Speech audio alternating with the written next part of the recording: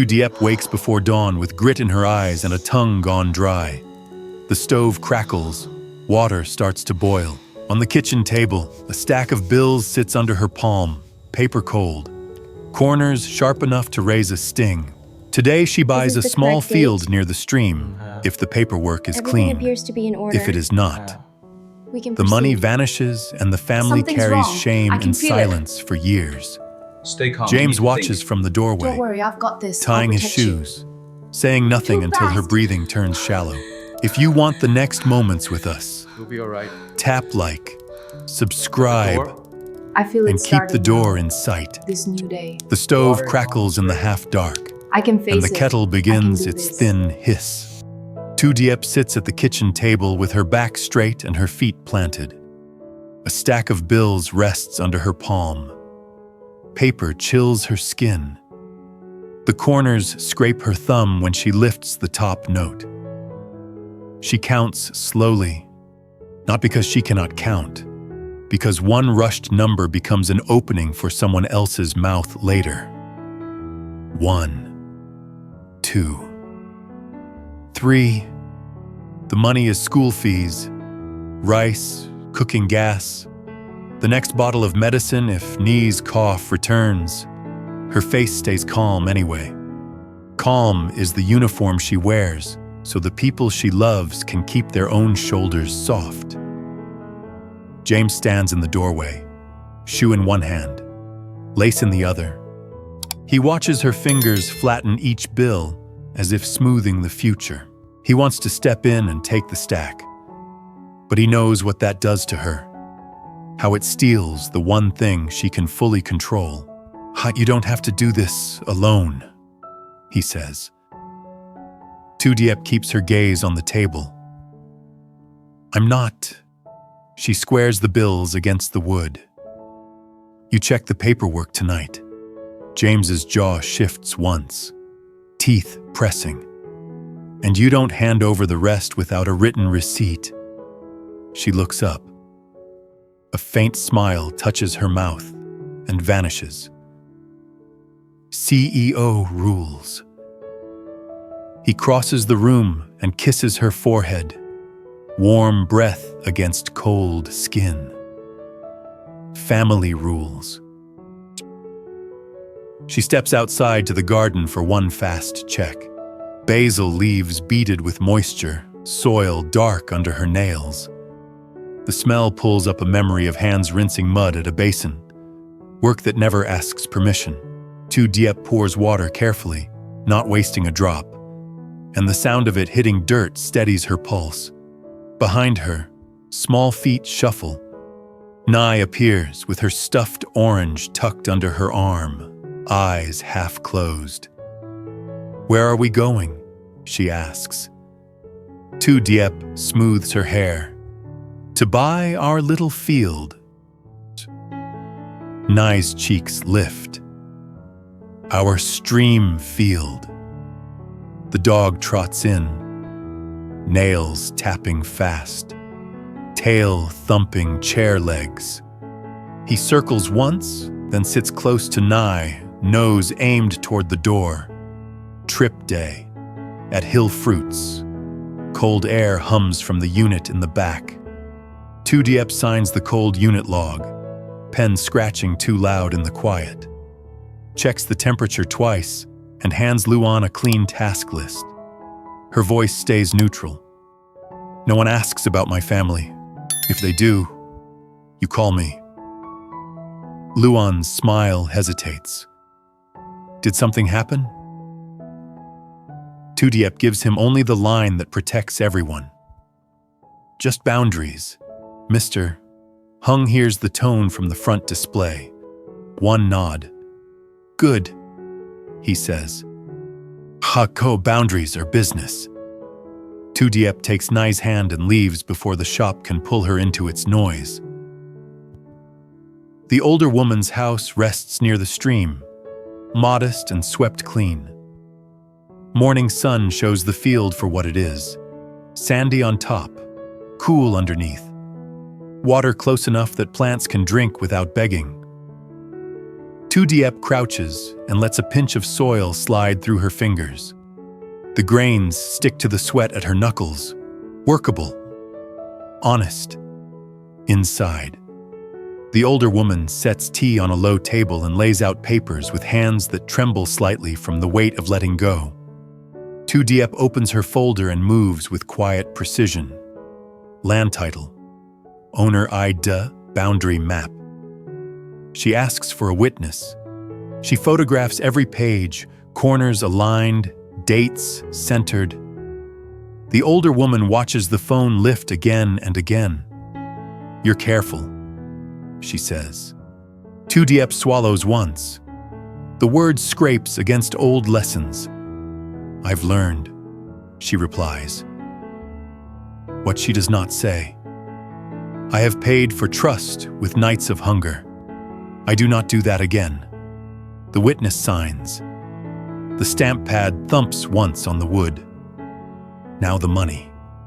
Diep sets the bills down in neat stacks. Her palms are damp.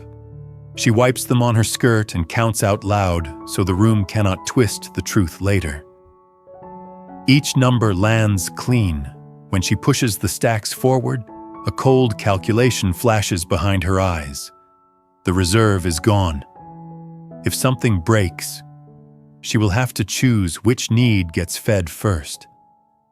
She keeps her face still and waits. The older woman writes the receipt. Pen scratches, ink dries, carbon copy tears with a soft rip. The receipt rests on the table at last. Only then does Diep stand. Air leaves her lungs in a long stream, as if her ribs have been clenched in a fist all morning.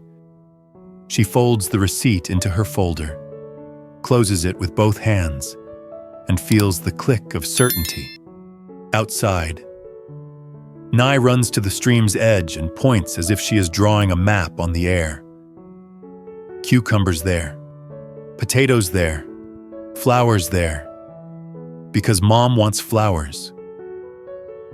Diep's laugh shakes her chest. Okay. Supervisor. She watches Nye's small finger hover over the soil and feels a tight pull behind her eyes. This child believes ground can become safety. Diep lets that belief sit in her body for a breath, then stores it for hard days. The dog sniffs the water, flinches at the cold, then sits beside Nye with straight posture, eyes scanning the bank. Guard duty, on the way back. Diep stops at the market for seedlings, leafy greens, herbs, something quick.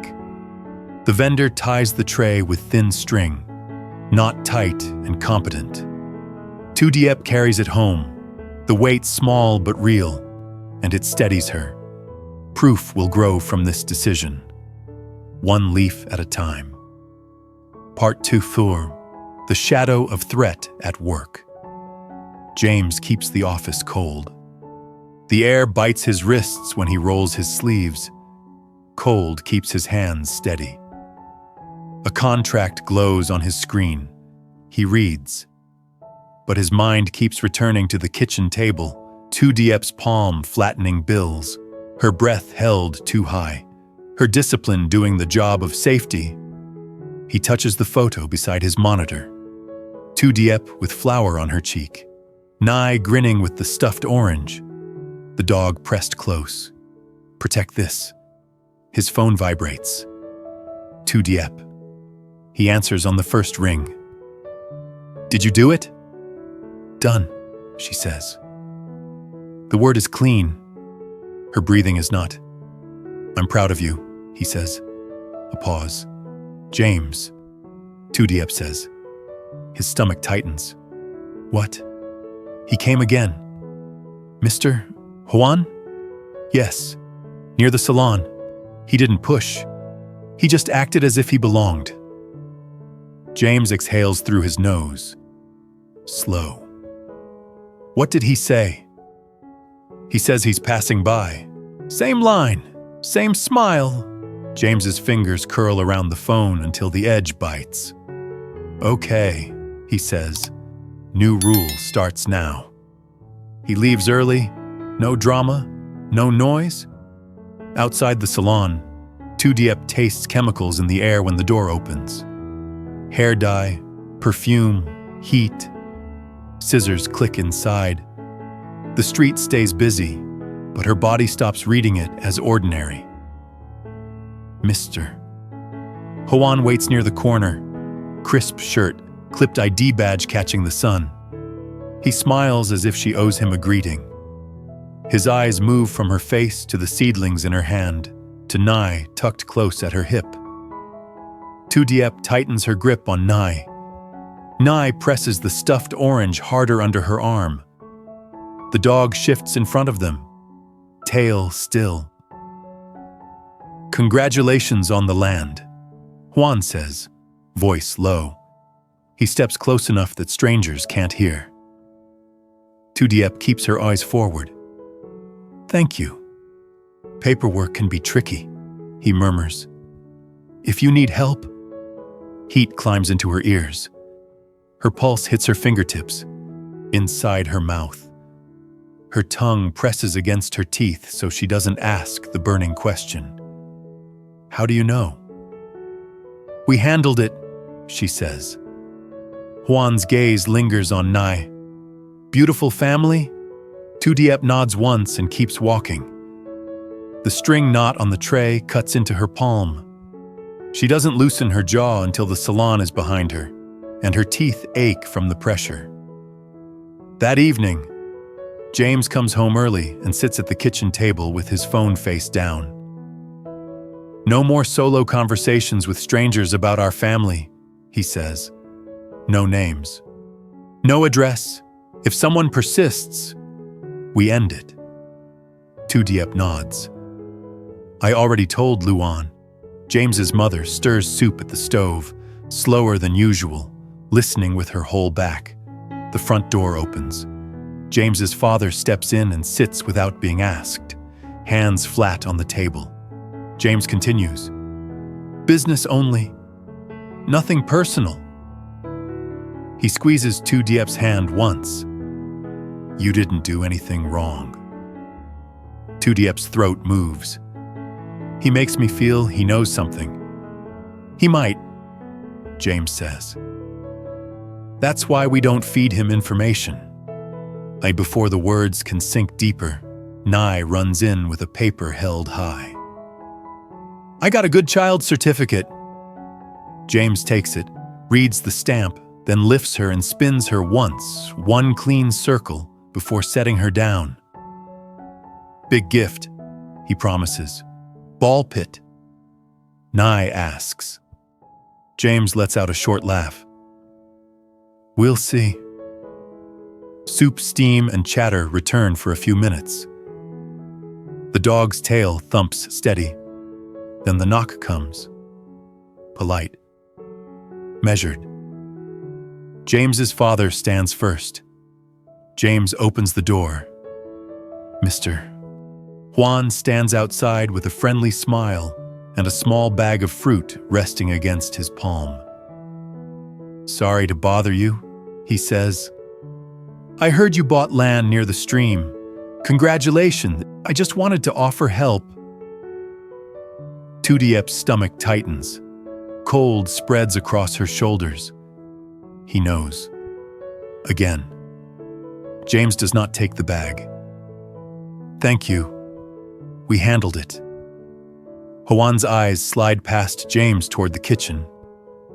Beautiful family, he says softly. You're lucky. James holds the doorway with his body. We keep things private. Of course, Hoan answers, chuckle light. I respect that. His eyes don't. He leans in a fraction. Tell Diep she should be careful about old stories. The past comes back. James's spine goes cold. His face stays calm. We're not discussing that. Good night. Hoan lifts his hands in surrender and walks away, unhurried. James closes the door and keeps his hand on the lock for one slow breath. When he turns back, Diep's eyes are wide but controlled. "What did he say?" she asks. James refuses to repeat the sentence in their kitchen. "He's fishing," he says. James's father's voice comes out low. "He's not here for kindness." "No." James agrees. He thinks the truth belongs to him. Diep swallows. "And does it?" James meets her eyes. "The truth belongs to you." After Nye falls asleep, James messages the investigator. Hoan appeared at the house, knew about the land, issued a warning. The reply is fast. District official connection. Possible link to the mother lead. Possible attempt to control the reveal. James turns the screen off and sits beside Diep. He takes her hand and holds it steady, thumb pressing a quiet promise into her skin. "We stay calm," he says. "We stay clean." Diep's voice trembles at the edges. "If my mother is alive." James tightens his grip once. "If she is," he says. "You hear it from me in warmth, not from him in fear." Diep leans into his shoulder. Outside, the night stays quiet. Inside, their boundary line holds, for now.